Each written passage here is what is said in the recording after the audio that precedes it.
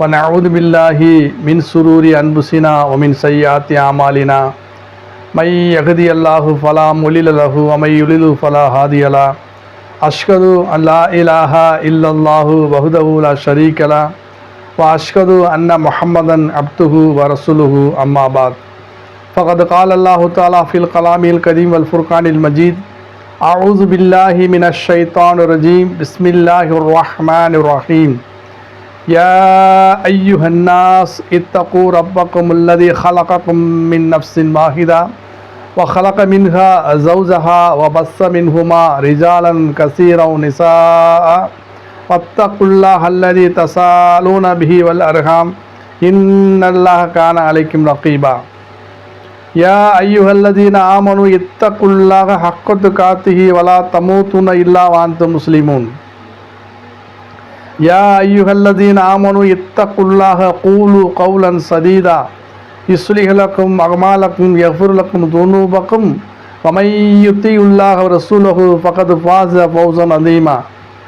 கண்ணியமிக்க பெரியோர்களே, சகோதரர்களே, நண்பர்களே, அன்பர்களே, உங்கள் அனைவரின் மீதும் ஏக இறைவனின் சாந்தியின் சமாதானம் உண்டாகட்டுமாக என்று பிரார்த்தனை செய்தனாக இன்று எனது உரையை ஆரம்பம் செய்கிறேன். இன்று எனது உரையின் தலைப்பு நேர்ச்சை செய்தலும் உயிர் பலியிடுதலும் என்பதுமாகும். பொதுவாக இன்று முஸ்லீம்களுடைய பெரும்பான்மையான மக்கள் இந்த நேர்ச்சை செய்யக்கூடிய விஷயத்தை வணக்கமாகவே நினைக்கிறது கிடையாது. பொதுவாக முஸ்லீம் என்ன வழங்கி வச்சுருக்கான்னு சொன்னால், தொழுகை மாத்திரம்தான் வணக்கம், அல்லாவை மட்டும் தொழுகணும், அல்லாவை தவிர மற்ற படைப்புல தொழக்கூடாது, அப்படி தொழுகம்னா இணை வைப்பு சிறுக்குன்னு வழங்கி வச்சுருக்காங்க. தொழுகை எப்படி வணக்கமோ அதே மாதிரி தான் இந்த நேர்ச்சை செய்தலும் வணக்கம் அப்படிங்கிற விஷயத்த அல்லாஹ் குரானில் சொல்லி காட்டுறான். குரானில் 76வது அத்தியாயம் 7வது வசனத்தில் அல்லாஹ் சொல்லி காட்டுறான், யூஃபூன பி நஸ்ரி வ யஹாஃபூன யோமன் கான ஷர்ருஹு முஸ்ததீரா. அதாவது நல்லவருடைய பண்பை அல்லாஹ் சொல்லிட்டு வரும்போது அல்லாஹ் சொல்கிறான், அவர்கள் அல்லாவுக்காக வேண்டி நேர்ச்சியை நிறைவேற்றுவார்கள், மேலும் வேதனை நிறைந்த மறுமை நாளை பயப்படுவார்கள் சொல்கிறான். அப்போ நேர்ச்சி என்பது அல்லாவுக்காண்டி தான் நிறைவேற்றணும் அல்ல குரானில் சொல்லி காட்டுறான். இன்னும் பல இடங்களில் குரானில் நேர்ச்சியை பற்றி சொல்லி காட்டுறான். நேர்ச்சி என்பது அல்லாஹ்கிட்ட தான் நேர்ச்சி செய்யணும். ஆனால் இந்த முஸ்லீம் என்ன செய்கிறான்னா, தர்காக்களில் போய் அங்கே அடங்கியிருக்கக்கூடிய அந்த அவுலியாக்கள்கிட்ட நேர்ச்சி நேர்றாங்க.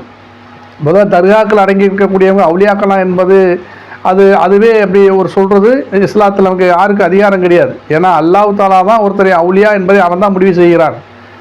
அவன் இறை தூதருக்கு அறிவித்து அவர்கள் சொன்னார்னா நமக்கு அவுலியான்னு தெரியும். அதெல்லாம் நாமளாக ஒருத்தர் அவுலியா என்று முடிவு செய்யக்கூடாது.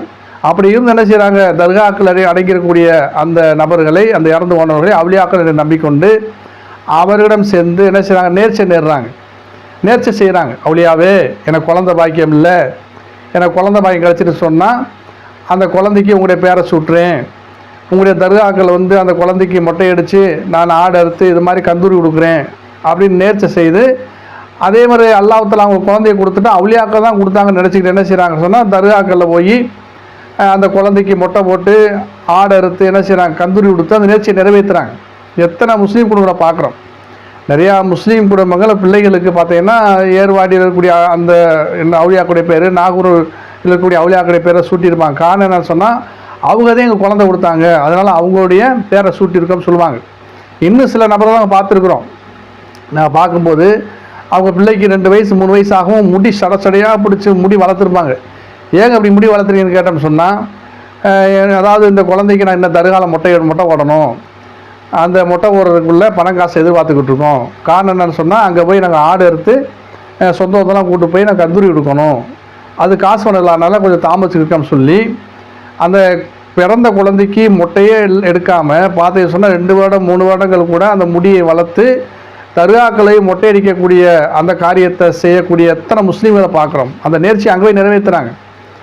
அந்த நேர்ச்சியை நிறைவேற்றினா தான் அவுலியாக்களுக்கு நன்றி உள்ளவங்கள் ஆகும், அவங்க குழந்தை கொடுத்ததுக்கு இந்த நேர்ச்சியை நிறைவேற்றணும்னு சொல்லி முஸ்லீம்கள் நிறையா பேர் செய்கிறாங்க. அது மாதிரி இன்னும் என்ன செய்கிறாங்க, அவுலியாவே எனக்கு நோய் நொடி நீங்கிருச்சுன்னு சொன்னால் உங்கள் தர்காக்கள் ஆள் உயரத்துக்கு நாங்கள் என்ன செய்கிறோம், குத்து விளக்கு வாங்கி வைக்கிறோம், உங்கள் உண்டியலில் இவ்வளோ பணம் போடுறோம். சில வீடுகளை பார்க்குறோம், நிறையா உண்டியலில் காசு விட்டு வச்சுருப்பாங்க. என்னங்க இப்படி காசு நல்லா சேமிப்பு வைக்கிறீங்களே பரவாயில்லைன்னு சொன்னோம்னா, இல்லைங்க நாங்கள் ஆத்தாங்கிற செய்தி பார்த்துமாக்காண்டி பணத்தை டெய்லி நாங்கள் உண்டியலில் போட்டு வைக்கிறோம், ஒரு வருஷம் முடிஞ்சதுமே நாங்கள் போய் இவ்வளோ ரூபா நாங்கள் அந்த உண்டியலில் நாங்கள் போட்டுருவோம், இப்படி நேர்ச்சை இருந்திருக்கோம்னு சொல்லி அவுலியாக்களுக்கு போய் அந்த காணிக்கை செலுத்துறதையும் நேர்ச்சியாக நிறுறாங்க. இன்னும் நிறையா பேரை பார்க்குறோம். என் குடும்பத்தில் கஷ்டம் சொன்னிக்கிட்டா, வியாபாரத்தில் பறக்கத்து வந்துட்டா, விவசாயத்தில் பறக்கத்து வந்துட்டா, இன்னும் தர்காவில் போய் என்ன செய்வோம், நாங்கள் அந்த அவுலியாக்களுடைய கபர்களுக்கு பொன்னாடை போத்துவோம், இன்னும் அந்த தர்காவில் லைட்டு வாங்கி வைப்போம், கேட்டு வாங்கி போடுவோம். இப்படியெல்லாம் பார்த்தீங்கன்னா நேர்ச்சியை வந்து அல்லாத படைப்புகளுக்கு நேர்ச்சி நிறுறாங்க. அதில் மிகப்பெரிய ஷிர்க், அது மிகப்பெரிய இணை வைத்தல். முஸ்லீம்கள் வந்து இன்னும் ஈமானே சரியாக படிக்காமல் இருக்காங்க. தொழுகை எப்படி வணக்கமாக நினைக்கிற மாதிரி தான் அந்த நேர்ச்சி செய்தலும் ஒரு வணக்கம்தான். அல்லாதவருக்கு நேர்ச்சி செய்யக்கூடாது அப்படிங்கிற விஷயத்தை நீ விளங்காதவங்கள இருக்காங்க. நபிகள் நாயகம் ஸல்லல்லாஹு அலைஹி வஸல்லம் சொன்னாங்க, அல்லாஹ்வை வழிபடக்கூடிய விஷயத்தில் நீங்கள் என்ன செய்ய, அந்த நேர்ச்சியை நிறைவேற்றுங்க. அல்லாஹ்வுக்கு மாறு செய்கிற விஷயத்தில் நேர்ச்சி செய்ததுதான் நிறைவேற்றாதீங்க நபி ஸல்லல்லாஹு அலைஹி வஸல்லம் சொன்னாங்க. இது புகாரில் அந்த கதை இடம்பெற்றிருக்குது. இப்போ இந்த மாதிரி முஸ்லீம்களில் வந்து நேர்ச்சியை வந்து என்ன செய்கிறாங்கன்னா, படைப்புகளுக்கு நேர்ச்சி நேர்ந்து அந்த படைப்புகளுக்கு, அதாவது இந்த தர்காக்கள் இருக்கக்கூடிய அவுலியாக்களுக்கு போய் நேர்ச்சியை நிறைவேற்றக்கூடிய காரியத்தை செய்து கொண்டு அது ஒரு நன்மையான காரியமாக நினச்சி கொண்டிருக்காங்க. இது எவ்வளோ பெரிய இணை வைத்தல் சிறுக்கு, நம்மளை நரக படுகொலை தள்ளிடுமேங்கிற விஷயம் வழங்காமல் நாங்கள் நன்மையான காரியத்தை செய்ய போகிறோங்கிற மாதிரி இன்றைக்கி முஸ்லீம்கள் என்ன செய்யறாங்க, அது பாவம்னே உள்ளத்தில் படாமல் என்ன செய்கிறாங்க, நன்மை நினச்சே முஸ்லீம்கள் வந்து இந்த காரியத்தை செய்கிறாங்க. இது மிகப்பெரிய ஆபத்தான கட்டம். இந்த மக்களை சந்தித்து இந்த மக்கள்கிட்ட இந்த நேர்ச்சி செய்கிற விஷயமா அவங்களுக்கு விளக்கணும். இது மாதிரி அல்லாஹ்வுக்காண்டி தான் நேர்ச்சி செய்யணுங்கிற விஷயத்த சொல்லி அவங்க என்ன செய்யணும், அவங்கள அந்த விஷயத்தை தடுக்கணும் சகோதரர்களை. இல்லைன்னா மறுமையில் மிகப்பெரிய கைசேதமாயிடும். அடுத்து என்ன செய்கிறாங்கன்னு சொன்னால், நேர்ச்சி செய்யறதுன்னு அங்கே போய் ஆடுகளை, கோழிகளை, மாடுகளை, அந்த தர்காக்களை பலியிடுறாங்களா இல்லையா, அதை பலியிடுதலும் ஒரு வணக்கம் தான். எப்படி தொழுகை ஒரு வணக்கமோ அதே மாதிரி உயிர்களை பலியிடுவதும் ஒரு வணக்கம் தான். அல்லாஹ் தஆலா குர்ஆனில், அதாவது 6வது அத்தியாயத்தில் 162 வசனத்தில் சொல்லி காட்டுறான், குல் இன்ன ஸலாத்தி வ நுசுக்கி வ மஹியாய வ மமாத்தி லில்லாஹி ரப்பில் ஆலமீன். நபியே நீங்கள் கூறுங்கள், என்னுடைய தொழுகையும் என்னுடைய உயிர் பலியிடுதலும் என்னுடைய வாழ்வு என்னுடைய மரணமும் அகில உலகத்தை படைத்த அல்லாஹ்வுக்கு தான் சொந்தம் சொல்லி அல்லாஹ் தஆலா சொல்கிறான். அப்போ தொழுகையும் உயிர் பலியிடுதலும் எல்லாம் சேர்த்து, தொழுகை எப்படி அல்லாஹ்வுக்கு சொந்தமோ அதே மாதிரி உயிரை பலியிடுதலும் அல்லாஹ்வுக்கு சொந்தமானது.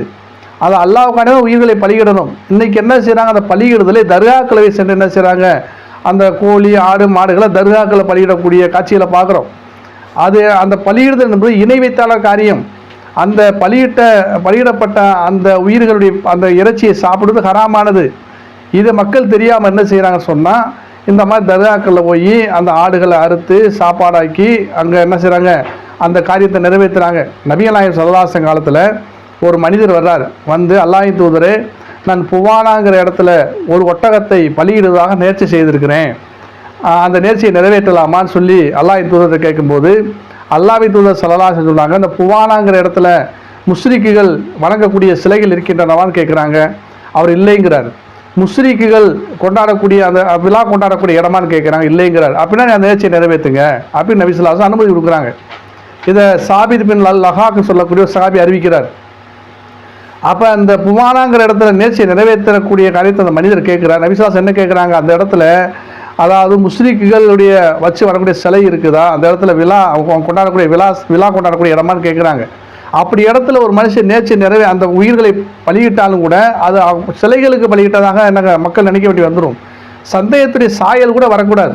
இன்றைக்கி பார்க்குற தர்காக்களில் போய் இந்த ஆடுகளையும் மாடுகளையும் இந்த மாதிரி பலியிட்டு என்ன செய்கிறாங்கன்னா, அவுலியாக்களுக்கு பலியிடக்கூடிய அந்த காரியத்தை பகிரங்கமாக செய்து கொண்டு இது நன்மையான காரியமாக முஸ்லீம்கள் நினச்சி கொண்டிருக்காங்க. சொல்ல இது மிகப்பெரிய ஒரு நஷ்டம், மிகப்பெரிய ஆகிரத்தில் கை சேதப்படக்கூடிய சூழ்நிலையாயிரும். ஏன்னா அல்லாஹ் குர்ஆனில் இன்னொரு வசனத்தை சொல்லி காட்டுறான். 108வது வசனத்தில் 108வது அத்தியாயத்தில் 2வது வசனம், இப்போ சொல்லிலி ரப்பிக்க வன்கர், அவர்கள் தொழுகையை நிறைவேற்றி அல்லாஹ்காண்டி நீங்கள் குர்பானி உயிர்களை பலியிடுங்கிறான்.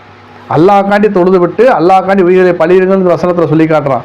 அப்போ உயிர்களை பலியிடுவதாக இருந்தாலும் அல்லாஹ்காண்டி தான் உயிர்களை பலியிட வேண்டும்ங்கிற காரியத்தை வழங்கி இந்த மாதிரி இணை வைப்பான சிற்கான காரியத்தை விட்டு நாமளும் பாதுகாப்பாக இருக்கணும். நம்மளை சார்ந்த சகோதரர்களும் இந்த மாதிரி காரியத்தை செய்து முடிவில்லாத மறுமையுடைய வாழ்க்கையில் நரகத்துக்கு போயிடாமல் மக்களை பாதுகாக்கணும். அந்த பொறுப்பு நமக்கு இருக்குது. அப்படிப்பட்ட அழைப்பு பணியை செய்து இந்த தீமையான காரியத்தோடு மக்களை தடுக்கக்கூடிய மக்களாக நாமளாக ஆக வேண்டும் என்று கூறி எனது உரையை நிறைவு செய்கிறேன். வாஹ்ருதா அல்ஹம்துலில்லாஹி ரப்பில் ஆலமீன். அஸ்ஸலாமு அலைக்கும் வரஹ்மத்துல்லாஹி வபரகாத்துஹு.